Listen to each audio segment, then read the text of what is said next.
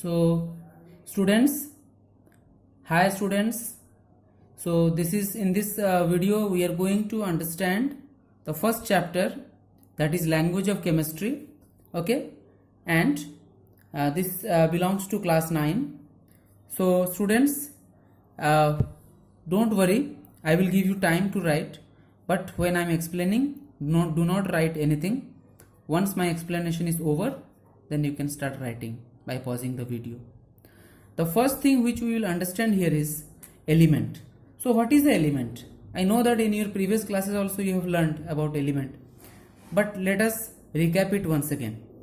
So a pure substance made up of one kind of atoms cannot be subdivided into two or more simpler substances. So what is an element? It is a pure substance. So students, element क्या होता है? एक pure substance होता है जो कि एक ही तरह का एटम से बना हुआ होता है और उसको हम लोग और ज़्यादा डिवाइड नहीं कर सकते, मतलब कि और छोटे छोटे सिंपलर सब्सटेंस में तोड़ नहीं सकते. ओके, तो एक एग्जांपल लेते हैं. जैसे कि हम सब ने, तो मैं ऐसे एग्जांपल्स लूँगा जो हम लोग के रियल लाइफ में होता है.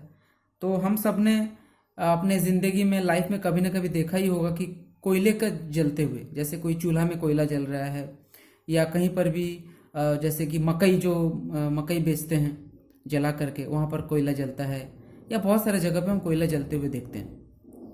तो कोयला बेसिकली क्या होता है? एक एलिमेंट होता है, कार्बन का एक फॉर्म होता है जिसको हम कहते हैं coal. Okay, so carbon is nothing but a elemental form of coal is nothing but a elemental form of carbon. And what is air? In air oxygen is present. Now what is carbon? Carbon is a combustible substance. Carbon is a combustible substance. So what is combustible? Which can burn very easily, which can get caught fire. जो जल सकता है, आसानी से जल सकता है, जैसे कि कार्बन. और oxygen, it is a supporter of combustion. Now you have to understand that carbon cannot burn on its own. It's need a supporter of oxygen also. मतलब कि कार्बन अकेले जल नहीं सकता है, उसके चारों तरफ ऑक्सीजन होगा तभी कार्बन जलेगा. तो यहाँ पर कार्बन एक कंबस्टिबल सब्सटेंस है, मतलब जो जल सकता है, जबकि ऑक्सीजन एक सपोर्टर ऑफ कंबस्शन है जो कि जलने में मदद करता है. मतलब कि एक जलने वाला और दूसरा जलाने वाला, और जलने वाला और जलाने वाला दोनों मिलके बनाते हैं कार्बन डाइऑक्साइड, जो कि एक पूरा ही नया चीज है. ना ये इसमें कार्बन का प्रॉपर्टी होगा, ना इसमें ऑक्सीजन का प्रॉपर्टी होगा. तो ये जो कार्बन डाइऑक्साइड है, ये एक न्यू सब्सटेंस है, सिंगल सब्सटेंस है, ये दो अलग अलग चीज नहीं है. अब कैसे?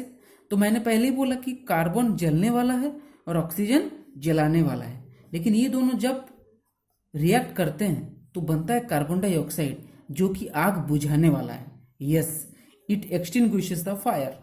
तुम लोगों ने देखे होगा कि आग बुझाने के लिए एक सिलेंडर होता है, लाल वाला सिलेंडर, उसके अंदर कार्बन डाइऑक्साइड गैस भरा हुआ रहता है. So understood? So it's a new substance. अब यहाँ पर हमने एक केमिकल इक्वेशन लिखा है. इस इक्वेशन को कहते हैं वर्ड इक्वेशन. तो इसको कहते हैं वर्ड इक्वेशन. ओके, अब ज्यादातर जो केमिस्ट होते हैं वो बहुत आलसी होते हैं, तो सोचते हैं इतना बड़ा इक्वेशन कौन लिखेगा भाई, इतना टाइम, थोड़ा इसको शॉर्ट करते हैं. तो वहां से आता है, अब हम जो दूसरा डेफिनेशन पढ़ेंगे वो है symbol.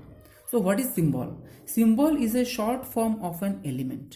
So every element was given a short name called as a symbol. तो सिंबल, अब हम लोग आगे देखते हैं कि सिंबल कैसे यूज होता है. In the year 1807, a scientist known as John Dalton, he said that all the elements should have figurative symbols. That means he gave the idea, he was the first to give an idea that all elements should have a short form of the element. So, and all the scientists sit around him and ask him, "Sir, please tell us what will be the symbol of oxygen?" Then he said, symbol of oxygen can be just a simple circle, will be the symbol of oxygen. Then said, okay. Then they asked, sir, what will be the symbol for hydrogen? Then John Dalton said, for hydrogen, we can keep a circle and we will keep a dot inside the circle. They said, okay. Then what about nitrogen? Then he said, for nitrogen, we can have a circle with a line so that the circle is divided into two parts. Then they asked, what about sulfur? Then he said, okay, with a circle, and we can have two lines dividing the circle into four parts. But it was very difficult. That the problem was that at that time 118 elements were known. Now for 118 elements, it was not easy to remember all the figurative symbols. So there should be some shortcut technique, easier technique to remember the symbols of the elements. Then in 1814, scientist Berzelius came with an idea. He said that I will give you just 3 rules. You just remember the 3 rules, and then it will be very easy to remember all the symbols of the elements. So what were the first rule? Let us see the first rule.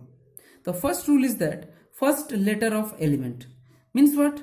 We will take any, if we want symbol of any element, just we will spell. What is the spelling of carbon? So carbon spelling is C-A-R-B-O-N. The first alphabet is C. So capital C will be the symbol of carbon. Next, sulfur, S-U-L-P-H-U-R. So the first alphabet will be the symbol of sulfur. So S will be the symbol of sulfur. Then there is a problem. What is the problem? Many elements are there with first alphabet C. Many elements are there with first alphabet S. Then Berzelius said, no problem, I have another rule. What is the second rule? First and another letter. That means if the first alphabet is already taken as a symbol of a particular element, then we can take the first 2 alphabets. Like in case of cobalt, we can see here that first alphabet C is taken for carbon. So the second alphabet is O. So the symbol will be capital C and small o. Remember, capital C, small o. Similarly for silicon, the first 2 alphabets are S and I. So symbol will be capital S and small I. Capital S and small I. Then again there is a problem. Many other elements are there which are having same 2 alphabets. For example, if you take cobalt and copper. In cobalt CO and copper also CO. Then what will be the symbol? In that case, Berzelius said, I am having the third rule. The third rule said that we will take the Latin name, and in the Latin name we will take the first 2 alphabets. So if you see copper, Latin name is cuprum. So the symbol will be first 2 alphabets of the Latin name, that is capital C and small u. For sodium, the Latin name is natrium.